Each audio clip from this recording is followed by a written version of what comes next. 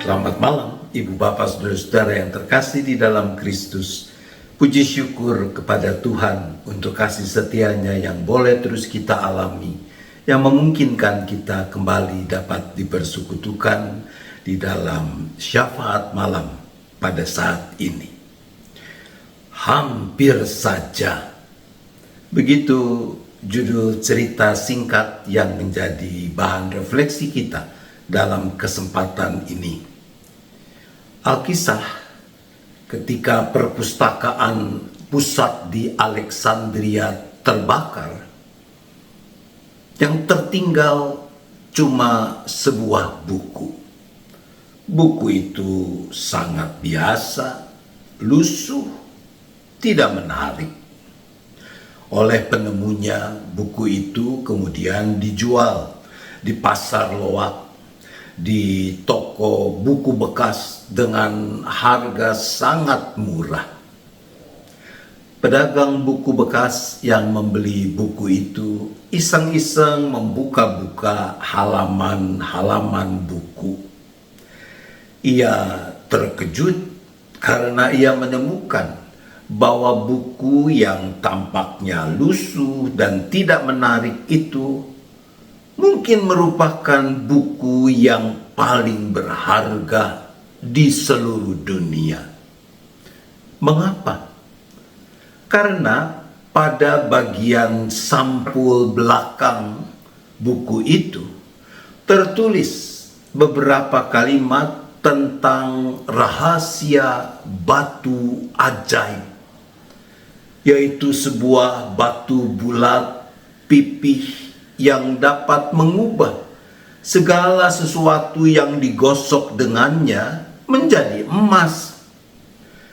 Tulisan itu mengatakan bahwa batu ajaib itu ada di pantai Laut Hitam, di antara ribuan batu kecil yang persis sama bentuknya. Yang membedakan batu ajaib ini dengan batu-batu yang lain cuma satu hal. Batu-batu lain kalau disentuh rasanya dingin. Namun batu ajaib itu rasanya hangat, seolah-olah hidup. Oh, orang ini sangat gembira karena nasib baiknya. Karena nasibnya akan segera berubah. Bayangkan kalau dia memiliki batu ajaib itu. Maka tanpa ragu ia menjual segala sesuatu yang ia miliki. Ia bahkan meminjam uang yang dapat dipakai selama hidup 1 tahun. Dan dia pergi ke Laut Hitam. Di pantai dia memasang kemah, lalu mulai mencari batu ajaib ini dengan seksama. Inilah cara dia bekerja. Dia mengangkat sebutir batu. Kalau batu itu dingin, ia tidak mengembalikannya pada tumpukan batu di pantai, melainkan dia akan melemparkannya ke laut. Sebab kalau dia letakkan kembali di pantai, mungkin dia akan mengambil batu yang sama berpuluh-puluh kali. Batu dingin itu ia lemparkan ke laut. Demikian setiap hari selama berjam-jam, terus-menerus dengan tekun ia melakukan usahanya. Mengangkat sebutir batu, kalau terasa dingin melemparkannya ke laut. Mengangkat yang lain, demikian terus-menerus, tidak pernah berhenti. 1 minggu lewat, 1 bulan, 6 bulan, 10 bulan, 1 tahun penuh, ia terus bekerja. Karena kehabisan bekal, ia meminjam uang lagi dan bertahan untuk tahun berikutnya. Begitulah ia terus bekerja, mengangkat sebutir batu, merasakannya. Kalau terasa dingin, ia melemparkannya ke dalam laut. Berjam-jam, berhari-hari, berminggu-minggu, masih belum bisa menemukan batu ajaib itu. Namun ia tidak berputus asa. Sampai pada suatu sore, dia mengambil sebutir batu dan rasanya hangat. Tapi karena kekuatan kebiasaannya, ia melemparkan batu itu ke Laut Hitam. Hampir saja ia mengubah hidupnya dengan menemukan batu ajaib itu. Sayang, ia sia-siakan kesempatan itu karena kebiasaan melemparkan batu yang dipungutnya dari pantai. Ibu bapak saudara yang dikasihi Tuhan, di dalam surat 1 Korintus 15 ayat 33 dipersaksikan begini. Janganlah sesat, pergaulan yang buruk merusakkan kebiasaan yang baik. Janganlah sesat, ini adalah kata perintah. Kata sesat aslinya menggunakan kata planau yang bermakna membawa pada penyimpangan, jadi salah arah. Awalnya adalah karena orang yang terbiasa membuat penilaian yang salah. Nah, apa yang bisa membuat orang terbiasa melakukan penilaian yang salah sehingga akhirnya ia salah arah, ia tersesat? Menurut teks kita, karena pergaulan yang buruk. Kata yang diterjemahkan dengan pergaulan, kata homilia, pada dasarnya bicara tentang komunikasi, hubungan, relasi. Maka yang bisa merusakkan kebiasaan yang baik bukan hanya pergaulan dalam arti hubungan kita dengan orang-orang yang kemudian membuat kita terbiasa membuat penilaian yang keliru tentang apa yang benar dan apa yang salah. Saudaraku, bukankah pergaulan yang buruk juga bisa berarti apa yang kita biasakan dengar dan lihat?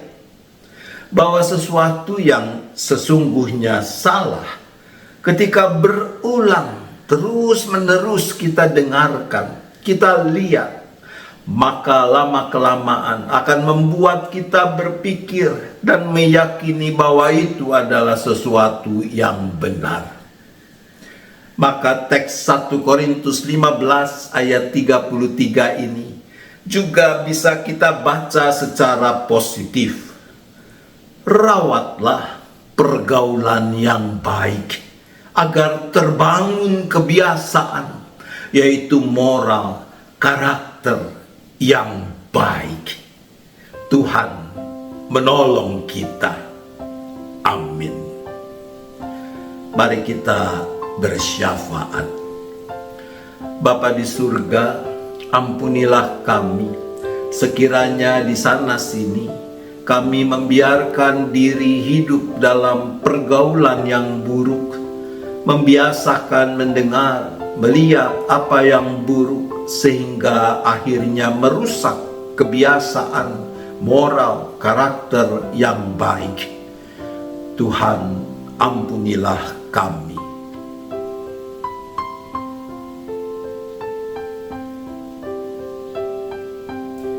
Ya Bapa, berilah kami hikmat dan kekuatan agar mau terus-menerus merawat pergaulan yang baik, agar terbangun kebiasaan, moral, karakter yang baik.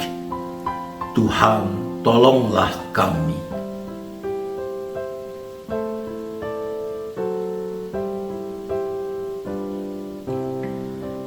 Saat ini kami berdoa, dan terus berdoa bagi makin terwujudnya perdamaian dan kedamaian di muka bumi ini.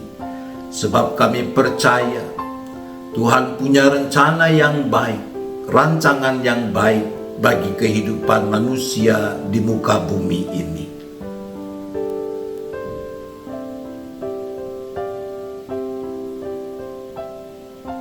Kami juga tetap berdoa bagi bangsa dan negara kami, memohonkan terus pimpinan, hikmat, kekuatan yang dari Tuhan bagi para pemimpin bangsa kami, khususnya presiden dan wakil presiden terpilih yang sedang menyusun kabinet untuk pemerintahan yang baru kelak. Bagi mereka kami berdoa.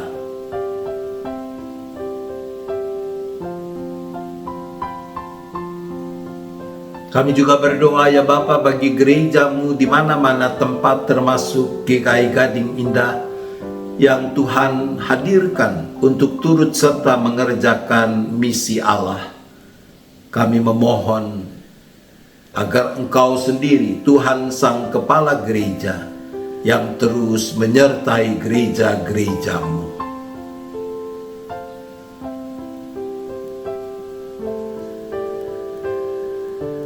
Secara khusus kami berdoa untuk rangkaian kegiatan kebaktian kenaikan Tuhan Yesus, untuk rangkaian Pekan Doa Pra Pentakosta tanggal 10 sampai dengan 18 Mei yang akan berpuncak pada kebaktian Pentakosta tanggal 19 Mei.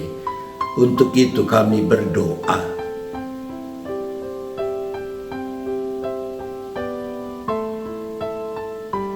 Kami juga serahkan keberadaan setiap kami seisi keluarga masing-masing dengan rupa-rupa pergumulan yang kami hadapi.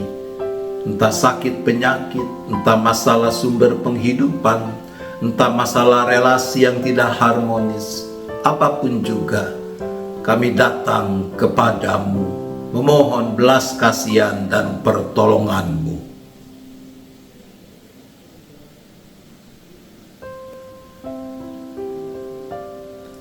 Bila tiba saatnya nanti kami akan beristirahat, kami serahkan lagi seluruh keberadaan kami seisi keluarga masing-masing ke dalam tangan kasih pemeliharaan Tuhan.